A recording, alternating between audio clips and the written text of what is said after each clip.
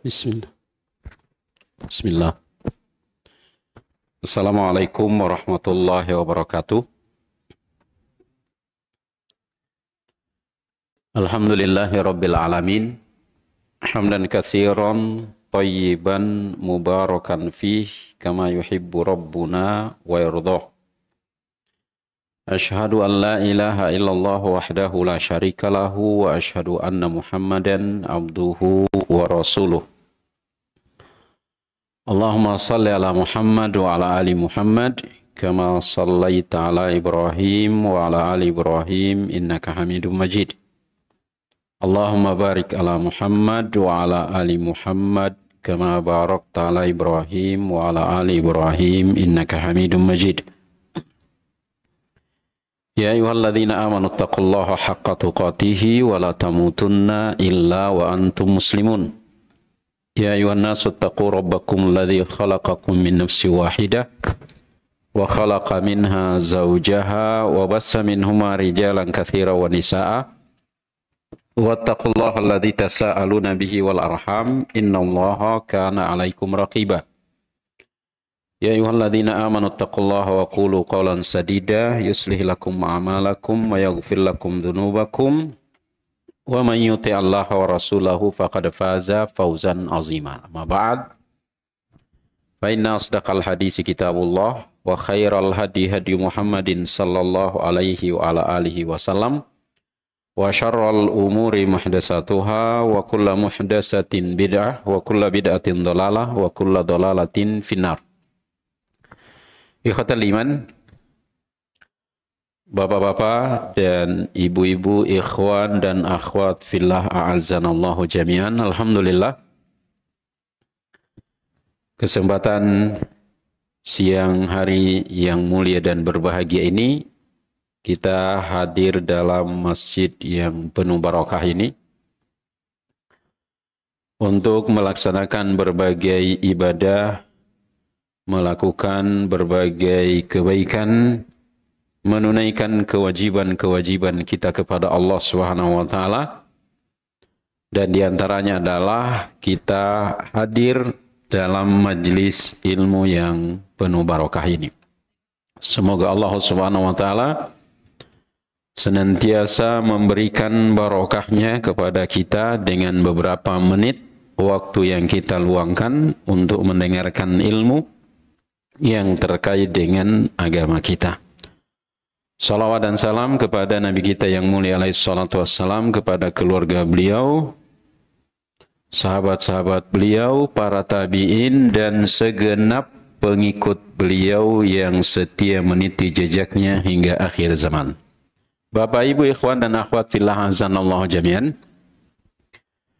Materi yang akan kita sampaikan pada siang hari yang berbahagia ini adalah terkait dengan pentingnya kita tetap istiqomah di zaman fitnah. Istiqomah di zaman fitnah. Sebelum kita masuk ke inti materinya, Bapak, Ibu, ikhwan dan akhwat fillah a'azzanallahu jami'an, ada baiknya terlebih dahulu kita mengenali apa yang dimaksud dengan fitnah. Apa yang dimaksud dengan fitnah? Ya, kita lihat dalam Kamus Besar Bahasa Indonesia misalnya, bahwa fitnah itu adalah informasi bohong atau tuduhan tanpa dasar kebenaran yang disebarkan untuk menjelekkan orang lain. Ini kurang lebih apa yang kita ketahui lewat Kamus Besar Bahasa Indonesia yang disebut dengan fitnah. Informasi bohong atau tuduhan tanpa dasar kebenaran yang disebarkan dalam rangka menjelekkan orang lain. Jamaah sekalian yang dimuliakan oleh Allah Subhanahu wa taala, kalau Bapak, Ibu, ikhwan dan akhwat fillah azanallahu jami'an membuka Al-Qur'an dari awal surat Al-Fatihah sampai dengan akhir Al-Qur'an surat An-Nas, itu kita dapatkan puluhan kata fitnah yang terdapat di dalam Al-Quran. Puluhan kata fitnah tersebut. Baik yang dari turunan fiil kata kerjanya, masdarnya dan seterusnya. Di antara para ulama ada yang disebutkan sekitar 56 atau sekitar 52 sampai 56 kata fitnah itu diulangi oleh Allah Tabaraka wa Ta'ala di dalam Al-Quran. Di antaranya yang pertama kita ketahui dalam surat Al-Baqarah yang terkait dengan kisah Harut dan Marut. Turun mengajarkan sihir kepada umat manusia. Lalu ia mengatakan, innama nahnu fitnah. Kami ini adalah fitnah. Demikian pula dalam surat-surat yang lainnya. Surat terakhir yang menyebutkan kata fitnah itu adalah surat Al-Buruj. Ketika orang-orang kafir itu melakukan fitnah terhadap orang mukmin. Innalladzina fatanul mu'minina wal mu'minat. Dan dengan izin Allah Subhanahu wa Ta'ala akan kita sebutkan di antara ayat-ayat itu, dan tidak mungkin semua ayat tersebut kita sampaikan pada kesempatan ini. Para ahli bahasa Arab kemudian mengatakan, di antaranya Al-Azhari, beliau mengatakan bahwa kata fitnah di dalam bahasa Arab itu adalah al-ibtila. Ibtila, ujian. Wal-imtihan, ujian juga artinya. Kalau mau dibedakan, yang pertama itu ibtila adalah cobaan. Imtihan itu adalah ujian. Ini secara bahasa. Yang kemudian sebagian para ahlul ilmi mengatakan bahwa fitnah dalam Islam itu maksudnya adalah segala sesuatu yang dapat menghalangi kita untuk melaksanakan ketaatan kepada Allah. Segala sesuatu yang dapat menghalangi kita untuk melakukan ketaatan kepada Allah Subhanahu wa Ta'ala. Oleh sebab itulah, ikhwatal iman a'azzanallahu jami'an, kembali kepada ayat-ayat yang tadi kita sebutkan itu yang memuat tentang kata fitnah. Di antara maknanya itu adalah al-ibtila wal-ikhtibar. Cobaan dan ujian. Ini termuat dalam surat Al-Ankabut. Allah Tabaraka wa Ta'ala berfirman, ahasiban nasu ayyutraku ayyaqulu amanna wahum la yuftanun. Apakah manusia itu menyangka bahwa mereka akan ditinggalkan begitu saja, mengatakan kami mukmin, kami beriman kepada Allah Subhanahu wa Ta'ala, wahum la yuftanun, sedang mereka itu tidak difitnah, tidak diuji. Artinya apa?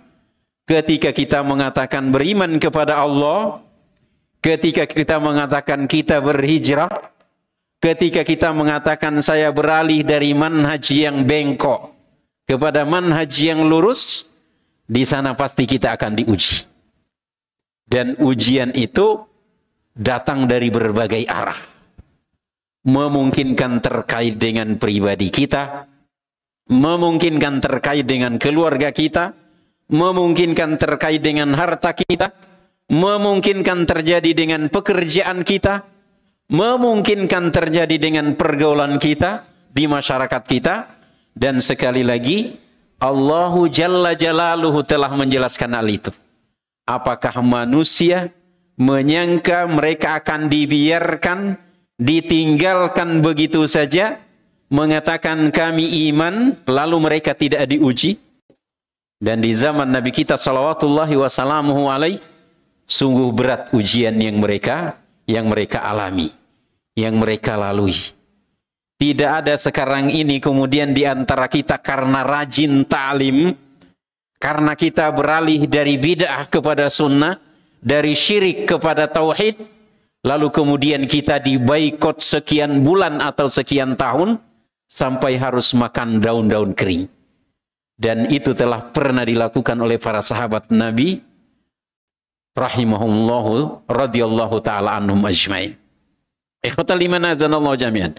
Itu makna pertama dari kata fitnah yang terdapat di dalam Al-Qur'an. Makna selanjutnya adalah as-saddu anis sabili warrad. Menghalangi dari jalan kebenaran dan menolak kebenaran itu sendiri. Ini bagian dari fitnah. Maka tadi di awal telah kita sampaikan bahwa fitnah itu adalah segala sesuatu yang dapat menghalangi kita untuk menunaikan ketaatan kepada Allah Jalla Jalaluhu. Bagian dari fitnah itu adalah as-saddu anis sabili warrad. Menghalangi atau terhalangi dari jalan yang benar dan juga menolak kebenaran itu sendiri. Allah Jalla Jalaluhu berfirman dalam surat Al-Maidah ayat 49, "Wahdharhum ayyaftinuka am ba'di ma anzalallahu ilaik." Hati-hati terhadap mereka. Jangan-jangan mereka itu melakukan fitnah terhadapmu terhadap sebagian apa yang diturunkan kepadamu. Artinya jangan-jangan mereka itu menghalangimu dari jalan Allah Subhanahu wa taala. Menghalangimu dari membaca Al-Qur'an. Menghalangimu dari mempelajari sunnah. Menghalangimu dari istiqamah di atas petunjuk Nabi sallallahu alaihi wasallam. Makna yang ketiga dari kata fitnah yang terdapat di dalam Al-Quran adalah al-azab. Azab, siksaan, bencana. Summa inna rabbaka lilladzina hajaru min ba'di ma futinu summa jahadu wa sabaru inna rabbaka min ba'diha laghafurur rahim. Surat An-Nahl ayat 110. Kemudian sesungguhnya Rabbmu maha pengampun terhadap orang-orang yang berhijrah. Tentu saja hijrah yang dimaksud di sini adalah sahabat Nabi SAW yang hijrah dari Makkah menuju Madinah. Lalu kemudian mereka itu difitnah oleh orang-orang kafir. Mereka itu dihalangi. Mereka itu dicegah. Mereka itu disiksa. Mereka itu dicela. Mereka itu dihadapkan kepada hal-hal yang dapat menghalangi dari hijrah itu dan dapat menghalangi dari jihad, dapat menghalangi dari kesabaran.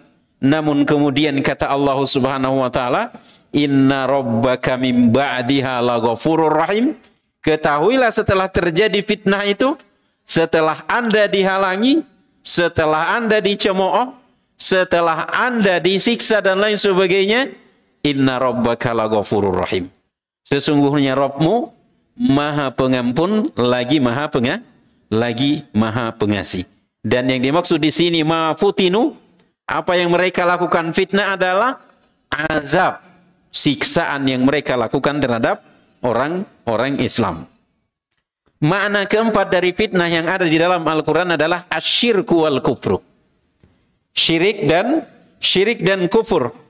Allah Jalla Jalaluhu berfirman, wa qatiluhum, perangi mereka hatta la takuna fitnah, hingga tidak terjadi fitnah. Fitnah yang dimaksud di sini adalah agar mereka itu tidak melakukan kekafiran, agar mereka itu tidak melakukan kemusyrikan. Maka dengan demikian bagian dari fitnah itu adalah syirik dan kufur. Makna kelima dari kata fitnah yang ada di dalam Al-Quran adalah al-wuqu'u fil ma'asi wan nifaq. Terjerumus kepada maksiat dan nifak. Ini juga bagian dari fitnah. Ketika di antara kita itu terjerumus kepada maksiat, baik ada yang dapat menyaksikannya, baik yang terkait dengan pribadinya, keluarganya, hartanya, dan orang-orang yang ada di sekitarnya, itu bagian dari fitnah. Itu bagian dari fitnah. Demikian pula kemunafikan. Itu bagian dari fitnah. Allah Jalla Jalaluhu berfirman dalam surat Al-Hadid, "Walakinnakum fatantum anfusakum wa tarabbastum wartabtum wa'arradkumul amani. Akan tetapi kalian itu terfitnah oleh diri-diri kalian. Kalian menunggu. Menunggu di sini maksudnya adalah orang munafik yang menunggu azab, menunggu kesusahan yang menimpa orang mukmin. Sering kita sampaikan, ada orang-orang itu yang senang melihat orang susah. Ya. Kata bapak-bapak ini namanya SMS. Ya kan? Susah melihat orang senang. Sebaliknya SMS juga. Senang melihat orang susah. Ada tipe begini dan diabadikan oleh Allah Subhanahu wa taala dalam surat Al-Hadid, dan kebanyakan juga di antaranya Allah Jalla Jalaluhu muat di dalam surat Al-Munafikun. Senang orang munafik itu kalau orang Islam, orang beriman itu tertimpa bencana. Kalau kalah di perang, kalau jatuh miskin, kalau bisnisnya tidak maju dan lain sebagainya. Itu senang orang munafik begitu itu. Dan orang munafik itu paling senang mengalihkan perhatian dan menghindar dari bahaya. Bayangkan ketika di perang, mudah-mudahan tidak salah, Bani Qainuqa. Mereka itu keluar dan di medan perang mereka mengatakan di dalam surat Al-Munafikun, kalau nanti mereka pulang ke Madinah, orang-orang mulia akan mengusir orang-orang hina dari kota Madinah. Lalu ditanyakan kepada mereka, siapa orang-orang mulia itu? Yang mereka maksud adalah orang-orang munafik, sedangkan yang mereka maksud orang hina itu adalah orang Islam, Nabi SAW dan para sahabat. Sampai informasi itu disampaikan oleh seorang sahabat kepada Nabi SAW. Sebelum datang Abdullah bin Ubay bin Salul ke Madinah, itu anaknya, putranya Abdullah bin Ubay, namanya Abdullah juga, menunggu di gerbang kota Madinah. Dicegah ayahnya di sana. Silakan lihat kisahnya ini, diantaranya dimuat di bab terakhir kajian Tauhid oleh Sholeh Al-Fauzan, Al-Wala' wal-Bara'. Anda tidak boleh melintasi gerbang pintu Madinah ini sebelum Anda dibolehkan oleh Nabi SAW. Dan kalau saja Nabi SAW mengatakan Anda harus dibunuh, kata putranya, akulah orang yang akan pertama membunuhmu. Karena ketika itu putra beliau sudah masuk Islam. Seorang sahabat lalu kemudian datang kepada Nabi SAW menyampaikan kisah tadi. Bahwa orang munafik itu mengatakan, sungguh nanti kalau kita sudah pulang ke Madinah, orang mulia akan mengusir dan mengeluarkan orang hina dari sana. Datang seorang sahabat kepada Nabi SAW menyampaikan itu. Datang orang munafik bersumpah di hadapan Nabi SAW. Sampai sedih sahabat tadi ini. Sedih sahabat tadi. Bahwa orang munafik, orang ini dipercayai oleh Nabi SAW. Sedangkan aku yang menyatakan kebenaran didustakan oleh Nabi SAW. Oleh sebab itulah sehingga turun beberapa ayat di dalam surat Al-Munafikun itu. Lalu kemudian Nabi SAW menyampaikan kepada sahabat tadi bahwa Allahu Jalla Jalaluhu telah menurunkan firman-Nya mengenai kebenaran apa yang Anda sampaikan. Apa yang Anda sampaikan. Subhanallah. Ikhwatal iman a'azanallahu jami'an. Oleh sebab itulah, sehingga diantara fitnah yang dimaksud di dalam Al-Quran itu adalah sifat nifak. Kemudian diantara makna dari fitnah itu adalah al-idlal, penyesatan. Menyesatkan umat manusia, itu bagian dari fitnah. Wa may yuridillahu fitnatah. Siapa yang dikehendaki oleh Allah fitnahnya. Surat Al-Maidah ayat 41. Fitnah yang dimaksud di sini adalah kesesatan. Menyimpang dari ajaran Al-Quran. Menyimpang dari sunnah Nabi Sallallahu Alaihi Wasallam. Makna lain dari fitnah adalah al-qatlu wal asru. Pembunuhan dan penawanan. Pembunuhan dan penawanan. Ya. Ini sudah pernah kita sampaikan, mudah-mudahan yang lalu pernah kita sampaikan. Nabi SAW dalam sebuah hadisnya menyebutkan 6 perkara yang kiamat tidak akan terjadi sebelum terjadi 6 perkara itu dalam salah satu hadisnya, dan diantaranya yang disebutkan di sana adalah al-qatlu, pembunuhan, al-haraj. Lalu kemudian Nabi SAW mengatakan yang dimaksud pembunuhan di sana bukanlah pembunuhan antara orang Islam dengan orang non-Islam. Tapi yang dimaksud dengan pembunuhan dalam hadis itu adalah orang Islam itu saling membunuh satu dengan yang lain. Terkadang antara keluarga dekat membunuh keluarga dekatnya. Terkadang anak membunuh orang tua membunuh putranya, putrinya dan lain sebagainya. Sepupu membunuh sepupunya. Ponakan membunuh pamannya, tetangga membunuh tetangganya. Itu yang dimaksud al-haraj. Terjadi banyak pembunuhan di dalam hadis itu, dan bagian daripada mana fitnah di dalam Al-Quran adalah terjadinya banyak pembunuhan dan juga terjadinya banyak penawanan. Di antara makna dari kata fitnah itu adalah ikhtilafun nasi wa adamu ijtima'i qulubihim. Perhatikan Bapak, Ibu, ikhwan dan akhwat fillah azanallahu jami'an. Bagian dari fitnah itu adalah ketika manusia itu saling berbeda pendapat, saling bercerai-berai, dan hati mereka itu tidak menyatu di atas petunjuk Allah Subhanahu wa taala. Na'udzubillahi min dzalik. Bapak Ibu lebih tahu dibandingkan dengan saya.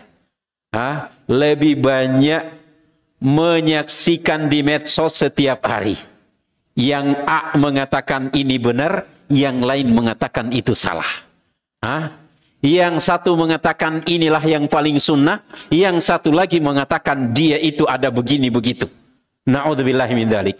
Yang satu mengatakan si fulan itu paling Pancasilais misalnya, yang lain lagi mengatakan itu bukan Pancasilais.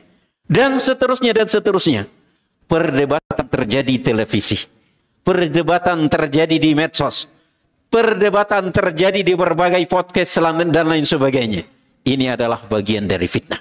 Ini adalah bagian dari fitnah. Ikhwatal iman azanallahu jami'an.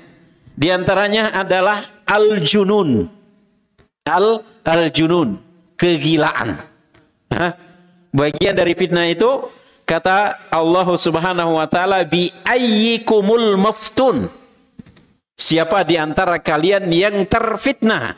Yang gila dalam surat Al-Qalam. Kemudian bagian dari fitnah itu adalah ihtira'al-ihraqu binnas, membakar manusia dengan api. Dan ini yang kita sebutkan tadi dalam surat Al-Buruj, itu adalah ayat terakhir yang memuat kata fitnah di dalam Al-Quran.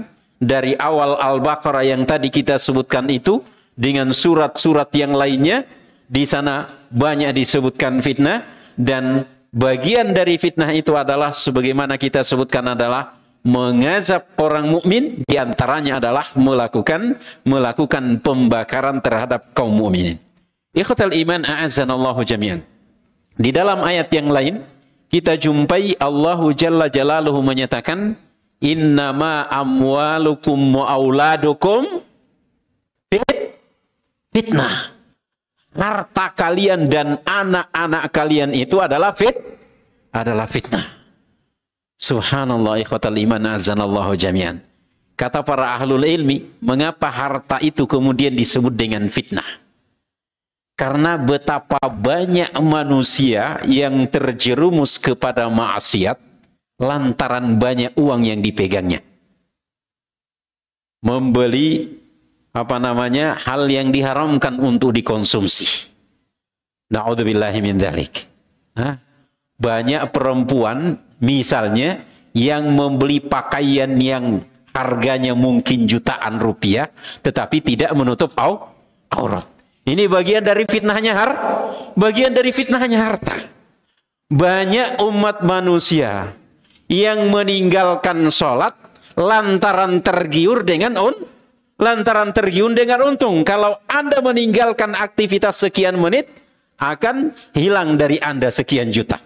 Ini berarti fitnah harta dalam bentuk kita berusaha mendapatkan harta, lalu kemudian kita terhalang dari ibadah kepada Allah Subhanahu wa Ta'ala.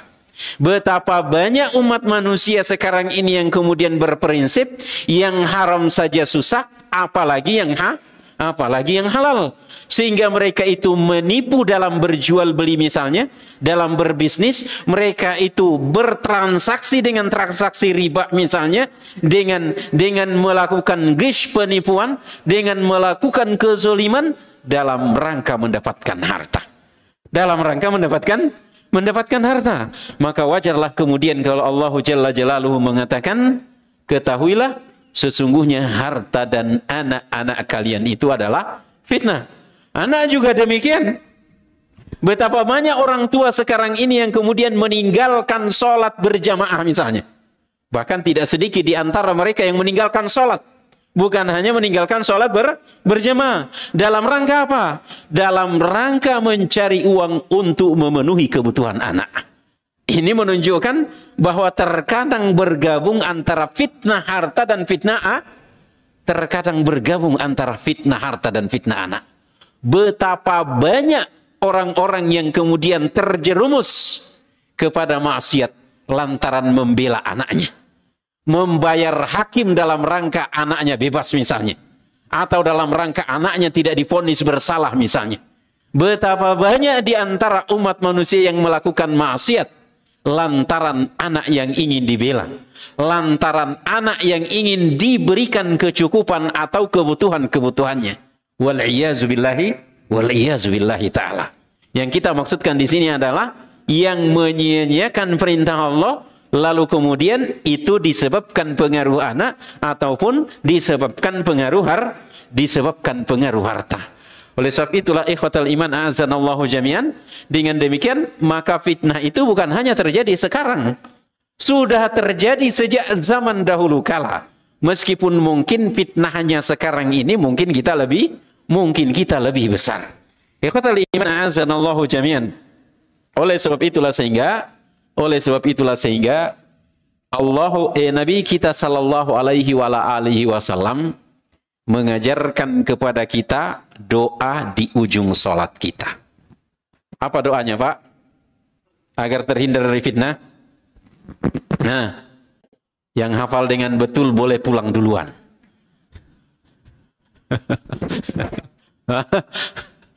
Saya berlindung diri kepadamu dari fitnah hidup dan fitnah min fitnatil mahya wal mamat.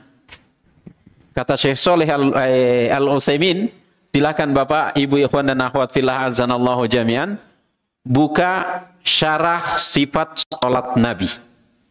Nah, ketika menjabarkan doa ini, Syekhul Utsaimin rahimahullahu taala mengatakan bahwa fitnah hidup itu tidak lepas dari dua hal. Imma fitnah syahwat atau fitnah syubhat. Fitnah syahwat dan fitnah syubhat. Itu kata beliau. Apa yang dimaksud dengan fitnah syahwat? Karena ingin mendapatkan dunia sehingga kemudian durhaka kepada Allah Subhanahu wa taala. Karena ingin mendapatkan uang, karena ingin mendapatkan harta, karena ingin mendapatkan kekuasaan, karena ingin mendapatkan pengaruh, karena ingin mendapatkan status sosial dan lain sebagainya, sehingga kemudian terjerumus kepada maksiat. Na'udzubillahi min dzalik. Dan ini panjang pembahasannya. Kemudian yang keduanya adalah fitnah syubhat. Fitnah syubhat itu kata beliau adalah segala macam pemikiran, segala macam keyakinan yang bertentangan dengan ilmu atau pemikiran dan keyakinan Ahlus Sunnah wal Jamaah. Ahlus Sunnah wal Jamaah. Inilah yang beliau katakan dengan fitnah syubhat. Dan ini lagi-lagi panjang penjabarannya. Mudah-mudahan ustadz kita yang mengajarkan buku tentang tazkiyatun nufus atau akidah sudah membahas hal itu. Jadi ini secara garis besar Nabi SAW sudah mengajarkan kepada kita dan memberitahu kepada kita bahwa ada fitnah hidup dan ada fitnah mati. Yang dimaksud dengan fitnah hidup adalah fitnah syubhat dan fitnah syahwat. Sedangkan fitnah mati itu banyak.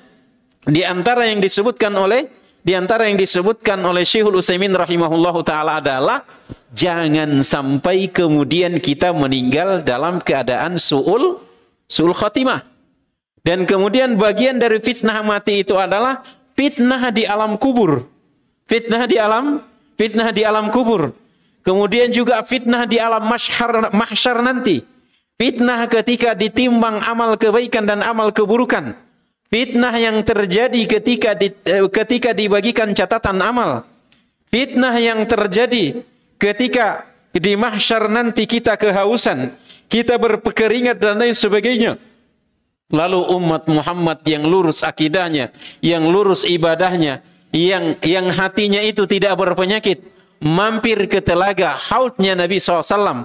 Lalu para pelaku bid'ah, pelaku maksiat, diusir oleh Nabi Shallallahu Alaihi Wasallam dari telaga tersebut. Ini bagian dari fitnah. Fitnah diantaranya fitnah mati itu adalah ketika melintas di atas sirat, sehingga kemudian orang-orang yang berdosa itu terjerumus ke dalam neraka. Dan bagian dari fitnah yang terbesar adalah fitnah ketika seorang itu berada di dalam neraka. Subhanallah. Namun demikian ikhwatal iman a'azzanallahu jami'an, ternyata di dunia ini Allah Subhanahu wa taala memberitahukan kepada kita bahwa bukan hanya keburukan menurut kita yang termasuk fitnah, tapi kata Allah Subhanahu wa taala, wa nabluukum bisyarri wal khairi fitnah. Kami akan uji kalian dengan keburukan dan kebaikan, dan itu semua termasuk fitnah. Hah? Fitnah, Pak? Hah? Kita miskin itu adalah fitnah, kaya juga fitnah. Betul, Pak ya? Betul apa tidak? Betul apa tidak? Berarti ada suaranya. Yang penting ada suara. Ya. Pasangan ibu-ibu itu ganteng apa tidak ganteng, itu semuanya fitnah. Bapak-bapak juga begitu. Hah? Istrinya cantik itu adalah fitnah. Istri jelek juga itu fitnah. Istrinya cantik kemana-mana digodain orang. Hah? Istri jelek juga fitnah. Kemana-mana orang memfitnah. Istrinya jelek dan lain sebagainya. Padahal yang menentukan jelek atau tidak seseorang itu adalah hati. Seorang itu meskipun dalam pandangan orang lain jelek, tetapi dia taat kepada Allah Subhanahu wa taala. Dia patuh kepada suaminya. Dia tidak menggibah tetangganya. Dia tidak memfitnah sesamanya perempuan. Itu akan tampil kecantikannya. Akan muncul kecantikan. Tetapi kalau ternyata menurut kasat mata kita itu dia cantik, akan tetapi ternyata dia tidak taat kepada Allah Subhanahu wa taala, dia rajin menggibah sesamanya perempuan, itu akan nampak bagi kita orang jelek. Na'udzubillahi min dzalik. Jadi Bapak Ibu ikhwan dan akhwat fillah azanallahu jami'an, kata Allah Subhanahu wa taala, wa nabluukum bisyarri wal khairi fitnah. Kami akan uji kalian dengan keburukan dan kebaikan, dan semua itu adalah fitnah, kata Allah Subhanahu wa taala. Ikhwatal iman a'azzanallahu jami'an. Lalu kemudian secara ringkas kita ingin menyebutkan sebab munculnya fitnah itu. Sebab munculnya fitnah. Yang pertamanya itu adalah karena kita jauh dari al-bu'du anil manhajis sahih wattiba'i al-mutasyabih. Kita jauh dari manhaj yang benar dan mengikuti hal-hal yang samar. Mengikuti hal-hal yang samar. Ini diantara yang menyebabkan kita itu terjerumus kepada fitnah. Jauh dari manhaj yang benar. Barakallahu fiik, jazakallahu khair. Jadi makanya diantara yang membuat kita istiqamah itu nanti akan kita sebutkan adalah bergaul dengan orang-orang soleh. Karena dengan orang soleh itu kita akan tetap menjaga manhaj kita. Ini mohon maaf saya tidak membacakan penjelasannya lebih rinci. Yang keduanya adalah ittiba'ul hawa. Kita terjerumus kepada fitnah itu karena mengikuti hawa nafsu. Karena mengikuti hawa nafsu. Kemudian yang ketiganya adalah ghulu. Berlebih-lebihan kita mungkin dalam beragama, mungkin dalam memahami ayat Al-Quran, mungkin dalam menyikapi seseorang, dan mungkin juga hal-hal yang lain. Oleh sebab itu sehingga ahlus sunnah wal jamaah itu selalu ada pada manhaj wasati. Manhaj wasati. Manhaj yang lurus. Manhaj yang adil. Dan kaitannya dengan manhaj yang wasati ini butuh penjelasan. Ini butuh penjelasan, mudah-mudahan dalam kaitan dengan pembahasan tentang akidah itu sudah disebutkan oleh para ustadz kita. Kemudian di antara yang menyebabkan banyak seorang itu, di antara yang menyebabkan munculnya fitnah adalah al-isya'at. Menyebarkan informasi yang buruk, yang tidak jelas asal usulnya. Dan kaitannya dengan isya'ah ini, menyebarkan informasi yang tidak benar, ini pernah terjadi di zaman Nabi kita SAW. Sehingga di dalam surat An-Nur itu terkait dengan Aisyah radhiyallahu taala anha disebutkan oleh Allahu Jalla Jalaluhu, innal ladzina yuhibbuna an tasyi'al fahisyah. Sungguhnya orang-orang yang senang kalau terjadi isya'ah, menyebarnya berita-berita bohong, menyebarnya berita-berita kekejian. Ini bagian di antara yang menyebabkan terjadinya banyak fitnah. Ikhwatal iman a'azzanallahu jami'an. Nampaknya Bapak dan jamaah sekalian tidak cukup waktu untuk menjelaskan keseluruhan apa yang ingin kita sampaikan pada kesempatan ini.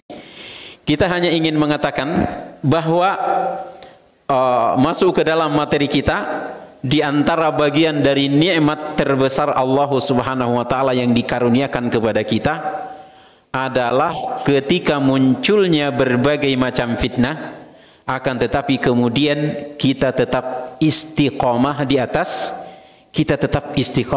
sunnah. Bapak Ibu yang dimuliakan oleh Allah Subhanahu wa taala, ketahuilah sekali lagi, dari lubuk hati yang paling dalam kami katakan bahwa nikmat terbesar di antara nikmat-nikmat terbesar yang Allahu Jalla Jalaluhu karuniakan kepada kita adalah ketika terjadi banyak fitnah dalam bentuk apapun. Di antara makna-makna fitnah yang tadi kita sebutkan itu adalah ketika kita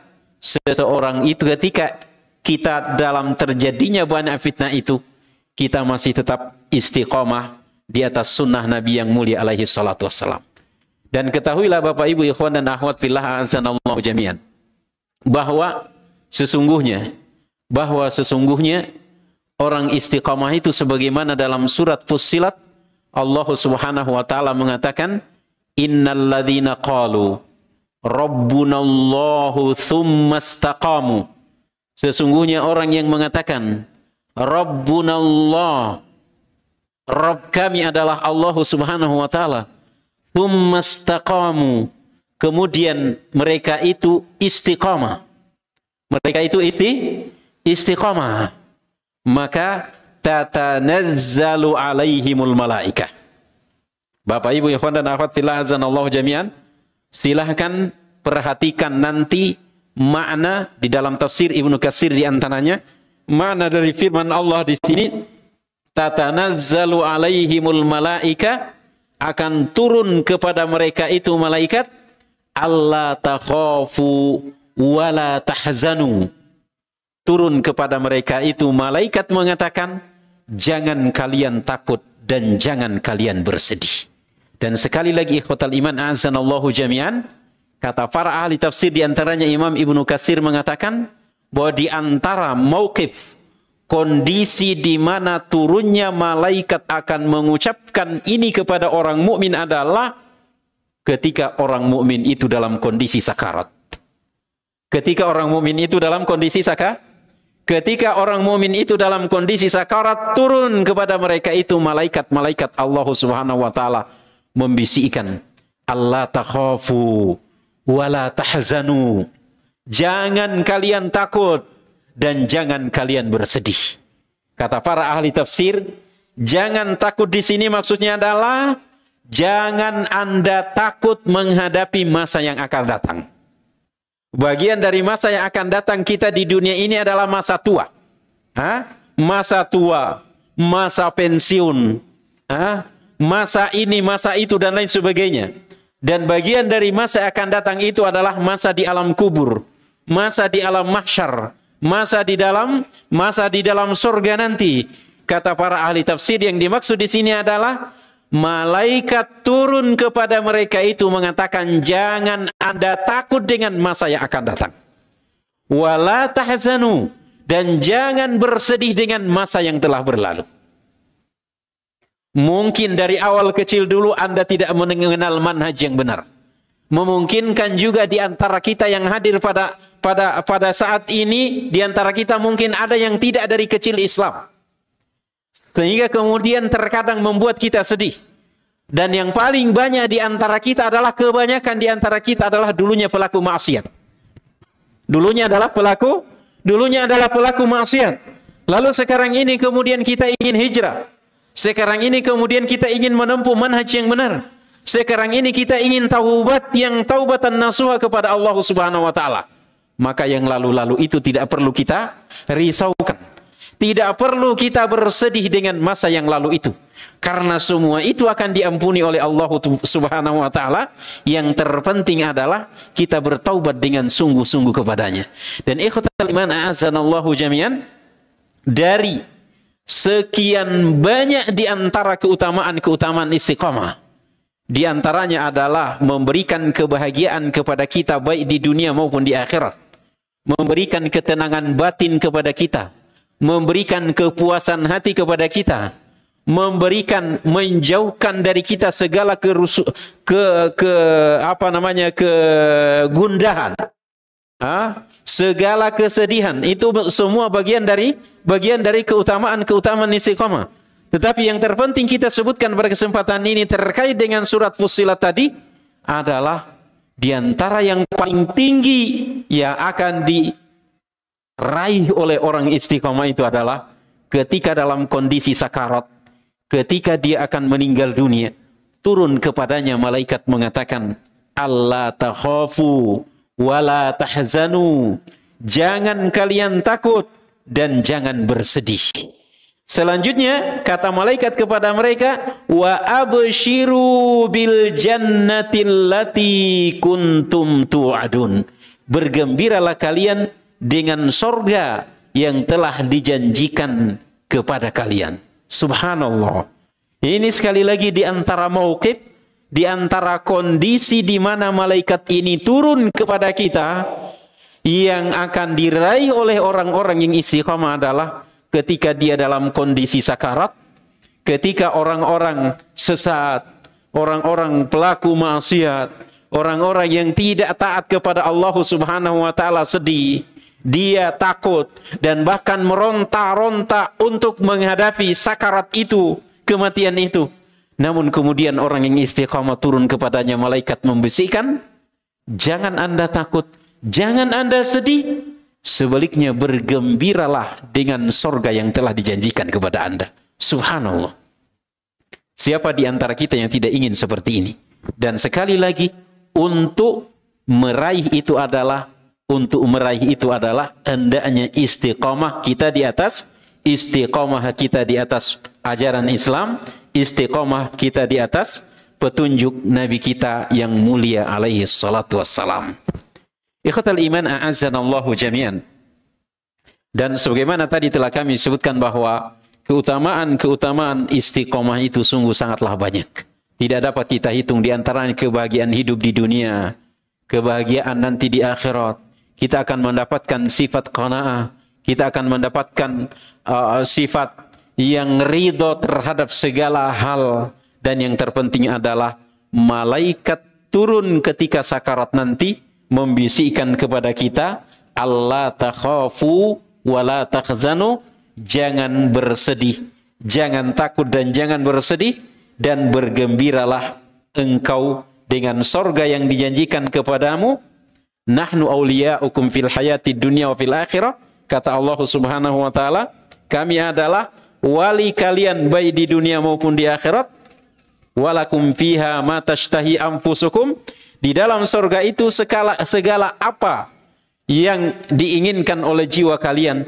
Walakum fiha ma tad'un, dan semua apa yang kalian minta di dalam sorga itu, waktu kalian minta, seketika itu juga akan diadakan oleh Allah Subhanahu wa taala.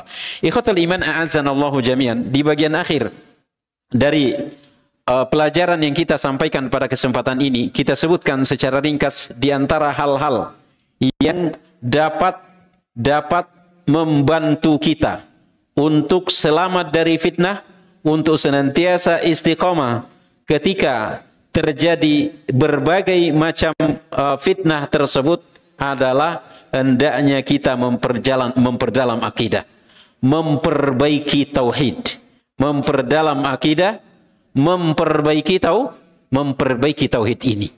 Dan beberapa waktu yang lalu telah kami tegaskan berulang kali di sini bahwa di antara yang paling penting kita saat ini adalah memperbaiki tauhid.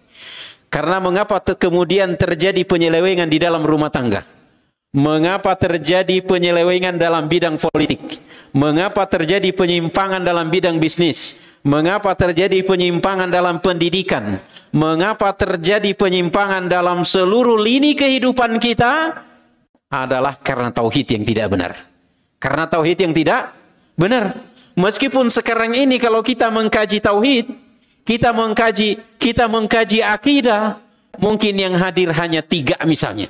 Sedangkan kita ketika membahas bisnis, datang misalnya 300. Yang hadir 300. Ketika membahas masalah rumah tangga, ketika membahas masalah pendidikan yang banyak kemudian membuat letih, membuat lelah para orang tua, barulah kemudian kita berbondong-bondong menghadiri.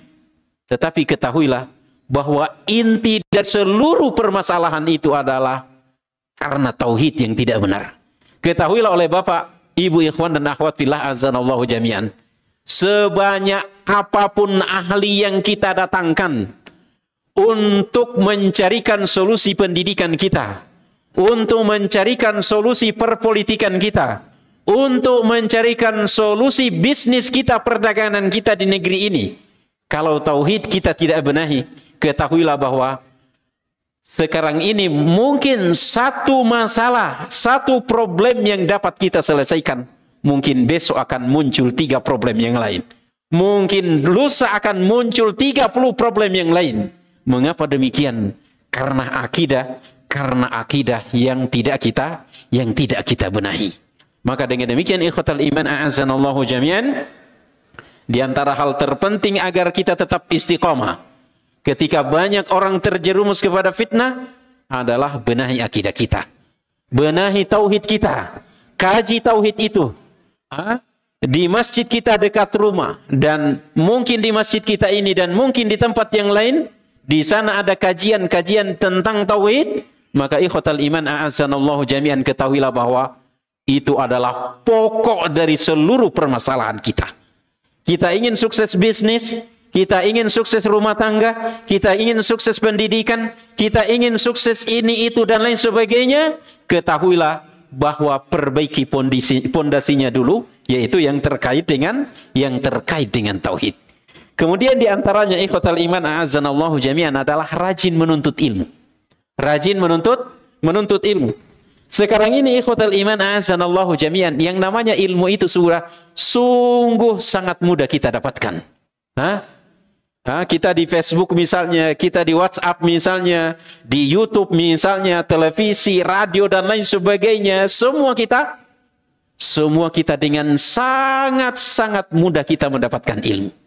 Tapi ketahuilah bahwa sesuatu yang terkadang terlampau mudah kita dapatkan, terkadang juga lebih mudah untuk hilang. Maka tidaklah heran sekarang ini kalau kita itu baru tadi pagi kita menonton di YouTube tentang bagaimana urgensinya tauhid, sore nanti kita sudah melupakan. Waliyahzubillahi ta'ala. Maka yang kita maksudkan di sini rajin menuntut ilmu adalah rajin hadir ke majelis ilmu. Rajin hadir ke majelis ilmu. Subhanallah. Sampai dengan saat ini dan detik ini banyak di antara orang-orang tua kita, banyak di antara anak-anak muda, banyak di antara anak-anak mudi yang di hari-hari libur itu atau mungkin di hari-hari kerja itu mereka mengkaji, mereka mencari majelis-majelis ilmu. Dan ini adalah satu modal yang sangat besar untuk kita tetap istiqomah di atas sunnah Nabi SAW. Bapak Ibu ikhwatal iman azanallahu jami'an, kita hadir di majelis ilmu itu Pak. Makanya Imam Ahmad itu disebutkan, silahkan lihat komentar itu di dalam Mawsu'ah Al-Adab Al-Islamiyah. Di sana disebutkan bahwa muridnya Imam Ahmad itu ada sekitar 5.000 orang. Mungkin dalam satu majelis, karena dalam kondisi yang lain disebutkan lebih dari itu. Ada sekitar 5.000 orang. Yang 500 itu mereka sibuk dan serius mencatat ilmu yang disampaikan oleh Imam Ahmad. Sedangkan yang lebihnya itu mereka datang untuk mempelajari akhlaknya Imam Ahmad. Masya Allah. Apa yang kita maksudkan di sini bukan berarti saya katakan kepada Bapak yang nyatat, Pak, bulan depan atau pekan depan tidak usah nyatat. Tidak usah nyatat. Tidak, Pak. Kita ingin mengatakan bahwa di majelis ilmu itu kita tidak hanya mendapatkan ilmu, tetapi kita mendapatkan akhlaknya Ustadz. Kita mendapatkan akhlaknya sesama yang hadir dengan kita di majelis ilmu tersebut. Kita mendapatkan kawan-kawan baru yang bisa membimbing kita kepada sunnah. Kita mendapatkan informasi-informasi yang mungkin tidak kita dapatkan ketika kita hanya rajin bermedsos dan lain sebagainya. Maka oleh sebab itu ikhwatal iman azanallahu jami'an, di samping itu langkah kita dari rumah menuju majelis ilmu itu sudah merupakan kebaikan. Bensin yang kita isikan atau kita masukkan ke kendaraan kita itu sudah terhitung pahala. Masya Allah. Maka dengan demikian, ketika kita mengatakan di sini rajin menuntut ilmu, yang kita maksudkan adalah menghadiri majelis ilmu. Meskipun di YouTube, tentu saja kita tidak bisa menafikan bahwa kita mendapatkan ilmu. Di Facebook kita mendapatkan ilmu. Tetapi sekali lagi, yang terpenting di sana adalah kita menghadiri majelis ilmu. Kemudian selain itu, ikhwatal iman azanallahu jami'an, di antara hal yang membuat kita tetap istiqamah ketika terjadi banyak fitnah adalah muhawalatul libti'ad an mawatinil fitan. Kita berupaya untuk menjauhkan diri kita dari tempat-tempat fitnah tersebut. Jauhkan diri kita tempat fitnah. Jangan kemudian justru kita terjerumus kepada fitnah. Dan ini sudah kita sampaikan dulu ketika kita menyebutkan fitnah Dajjal. Fitnah Dajjal. Kemudian selain itu adalah al-i'tisamu bil kitabi was sunnah. Senantiasa berpegang teguh kepada Al-Quran dan Sunnah Nabi Sallallahu Alaihi Wasallam. Jangan pernah menghindar dan menjauhkan diri kita dari sini. Oleh sebab itu kata Nabi Sallallahu Alaihi Wasallam bahwa bersegeralah kalian melaksanakan berapa hal sebelum terjadi hal-hal ini. Sebelum terjadinya suatu saat di mana fitnah itu sama dengan sepotong malam, di mana seorang itu di pagi hari masih mukmin, tetapi di sore harinya dia sudah kafir. Wal'iyazubillahi ta'ala, saking pentingnya kita berpegang teguh kepada sunnah Nabi SAW ketika terjadi banyak fitnah. Kemudian di antaranya, ikhwatal iman a'azanallahu jami'an, adalah hendaknya an yalzamal muslimu halal fitan jama'atal muslimin. Hendaknya kita senantiasa bersama dengan jamaah kaum muslimin. Jangan kita menghindar dari kelompok kaum muslimin. Wa'tasimu bihablillahi jami'a wala tafarraqu. Hendaklah kalian berpegang teguh dengan tali Allah yang kokoh semuanya dan jangan kalian bercerai-berai. Maka oleh sebab itulah bagus Di antara kita itu ada yang sengaja pindah rumah misalnya karena ingin mencari komunitas orang-orang soleh misalnya. Ini bagus. Tetapi meskipun itu tidak dapat kita lakukan, kita berupaya bagaimana supaya di lingkungan kita itu yang mewarnai lingkungan kita adalah orang-orang yang berpegang kepada sunnah Nabi yang mulia alaihi assalatu wassalam. Kemudian ikhwatal iman a'azzanallahu jami'an, as-sabru wal hilmu wa adamul ajalah. Sabar, lembut dan tidak tergesa-gesa. Tadi sudah kita sampaikan hadisnya Nabi SAW bahwa nanti saking beratnya berpegang kepada sunnah Nabi itu memungkinkan seorang itu di pagi hari mukmin tapi di sore hari sudah kafir. Waliyazubillahi ta'ala. Maka untuk memegang bara api itu ini dibutuhkan kesabaran. Ini dibutuhkan kesabaran. Ikhwatal iman a'azzanallahu jami'an. Maka oleh sebab itu kalau di awal tadi kita mengatakan terkadang kita baru hijrah, baru ingin memperbaiki hidup, sudah datang fitnah, sudah datang ujian.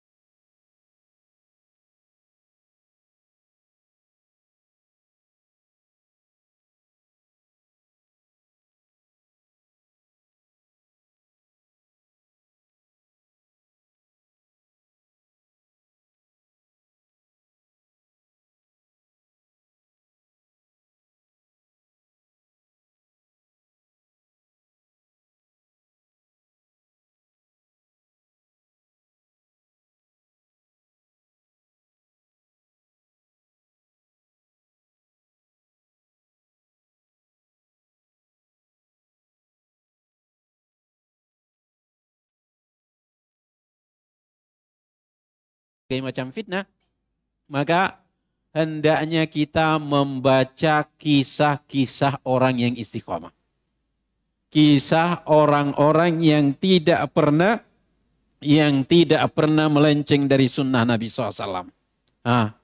Bagaimana akidahnya seorang anak muda misalnya, dan ini banyak contohnya. Bagaimana akidahnya seorang nabi yang diuji misalnya dengan berbagai macam penyakit. Tapi kemudian ia lolos. Bagaimana para nabi itu dalam mendakwahkan Islam menghadapi ujian-ujian. Itu perlu kita baca. Seorang bapak misalnya bagaimana menjadi seorang pendidik. Lihat di sana ada kisah Nabi Ibrahim, kisah yang lainnya. Bagaimana seorang anak muda misalnya. Lihat di sana ada kisah para penghuni gua misalnya. Itu bagian dari anak-anak muda yang menyelamatkan akidah mereka.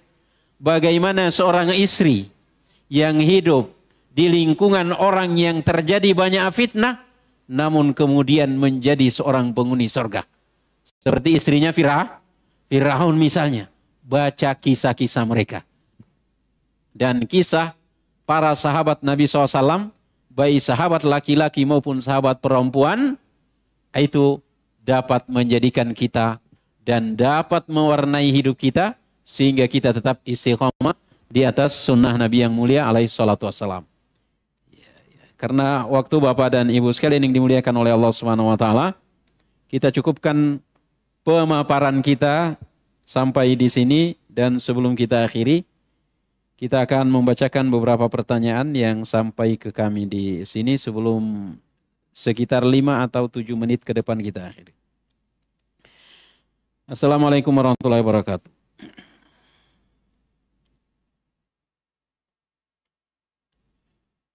Saya seorang mualaf. Oh, teman saya seorang mualaf, dia bertanya bahwa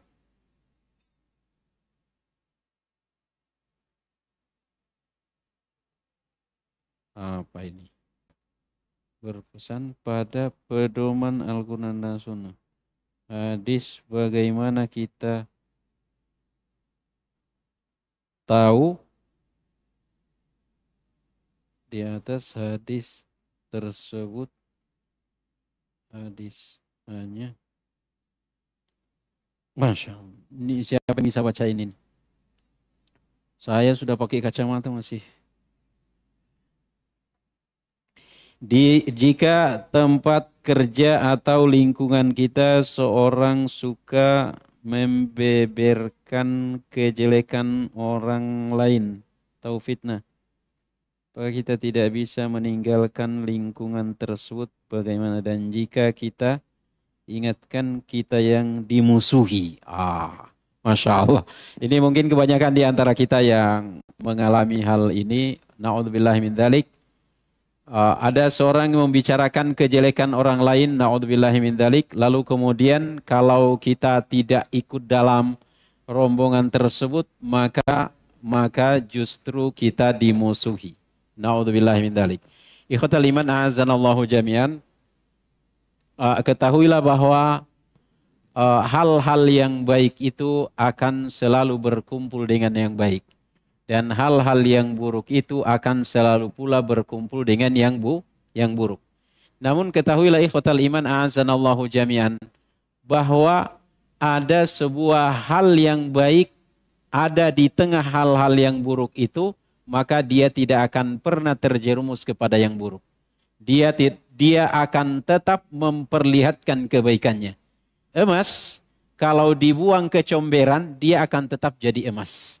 Dan dimanapun dia akan selalu dicari orang. Adapun kalau ternyata di tempat tersebut mungkin kita dimusuhi, mungkin kita yang dianggap keliru dan lain sebagainya, di antara poin yang kita sampaikan tadi, untuk tetap kita istiqamah di atas sunnah Nabi SAW ketika terjadi banyak fitnah adalah kita menghindar dari lingkungan tersebut. Kita menghindar dari lingkungan tersebut. Akan tetapi sebelum kita menghindar, maka lakukanlah berbagai macam hal. Lakukan kebaikan. Kita merangkul orang-orang yang satu ide, satu pendapat dengan kita. Kita sampaikan kepada para penanggung jawab di tempat tersebut hal yang hal yang sejatinya atau sebenarnya dan seterusnya. Di samping itu, bagian dari hal tersebut dan bagian dari agar kita tetap istiqomah di atas sunnah Nabi SAW yang tadi belum sempat kita sebutkan adalah senantiasa kita berdoa kepada Allah Subhanahu wa Ta'ala. Segala sesuatunya, terkadang energi kita tidak mampu, terkadang kemampuan kita tidak ada lagi, tapi terkadang hal-hal yang terkadang mustahil bagi kita bisa dirubah dengan doa. Ikhwatal iman azanallahu jami'an. Namun sekali lagi kita ingin katakan bahwa ketika seorang melakukan keburukan, maka haram hukumnya kita terjerumus kepada keburukan tersebut dengan alasan apapun, kecuali dengan alasan-alasan darurat. Wallahu ta'ala alam.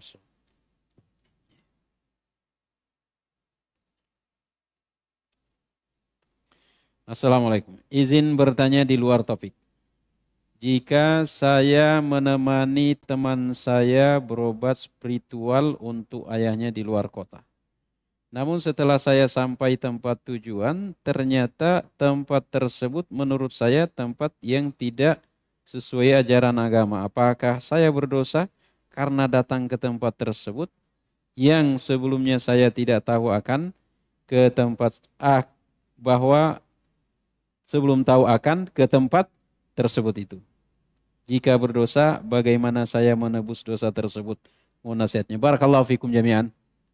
Yang harus kita ketahui, ikhwatal iman azanallahu jami'an, bahwa membantu sesama kaum muslimin itu sampai-sampai dalam sebuah hadisnya Nabi SAW mengatakan bahwa aku berjalan memenuhi kebutuhan seorang muslim, memberikan solusi terhadap permasalahan yang ia hadapi, itu lebih aku sukai daripada i'tikaf 1 bulan di masjidku ini.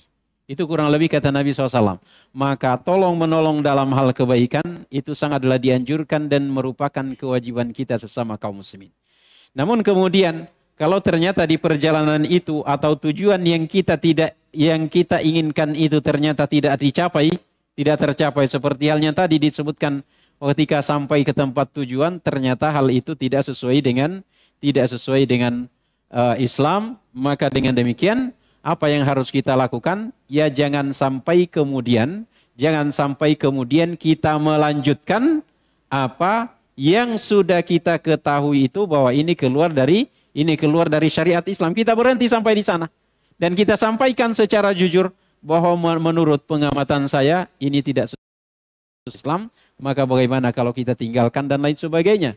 Maka setelah itu dengan izin Allah Subhanahu wa taala kita terlepas dari hal tersebut dan mudah-mudahan dalam konteks itu kita sudah mendapatkan pahala karena kita ingin memberikan solusi, memberikan bantuan kepada saudara sesama kita. Tetapi sekali lagi tidak diperbolehkan kita terjerumus ke dalam hal yang tidak sesuai dengan syariat.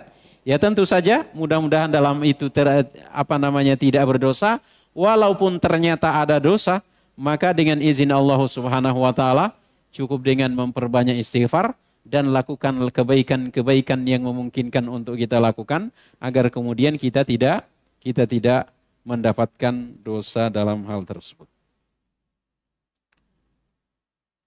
Apakah dalam berdoa perlu menyebutkan nama? Misal ibu teman saya kecelakaan dan tanpa menyebutkan ibu siapa, saya minta di grup WA untuk mendoakan beliau. Dan apakah berdoa menyebut nama pernah dicontohkan Rasulullah SAW? Wallahu ta'ala alam bisawab. Apakah pernah dicontohkan menyebut nama? Pernah. Di antaranya di dalam salat istikharah. Di dalam salat istikharah itu kita dianjurkan untuk menyebut apa yang kita inginkan dalam doa istikharah tersebut. Ya di antaranya dalam dalam ketika seorang yang tertimpa kesurupan lalu kemudian minta didoakan oleh Nabi SAW lalu kemudian mendoakannya dan yang disebutkan adalah orang yang dimaksud.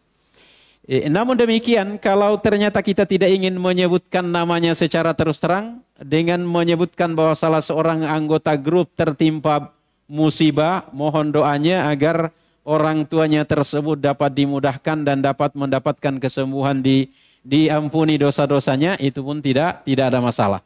Tetapi sekali lagi mendoakan orang dengan menyebut nama itu pun sudah pernah dicontohkan oleh Nabi yang mulia alaihi salatu wassalam. Ikhwatal iman azanallahu jami'an, sampai di sini apa yang kami sampaikan pada kesempatan siang atau sore hari ini. Mohon maaf atas segala kekhilafan dan kekurangan. Yang benar dari Allah Subhanahu wa taala dan yang salah mungkin dari saya karena keterbatasan ilmu dan mungkin pula dari syaitan. Kami mohon ampun kepada Allah Subhanahu wa taala atas kesalahan dan kekeliruan dan gangguan syaitan yang datang mencampuri apa yang kami sampaikan. Mudah-mudahan yang benar dari Allah dan dapat kita pahami dengan baik, dapat kita amalkan dalam kehidupan kita dan dapat kita sampaikan kepada keluarga kita, kepada siapa yang kita kenal untuk mendapatkan kebaikan dari kebaikan yang dilakukan oleh sesama kita. Kurang lebihnya mohon dimaafkan. Wabillahi taufiq wa sallallahu wasallam wa barak ala Muhammad. Subhanakallahumma bihamdika asyhadu an la ilaha illa anta astaghfiruka wa atubu ilaik. Wassalamualaikum warahmatullahi wabarakatuh.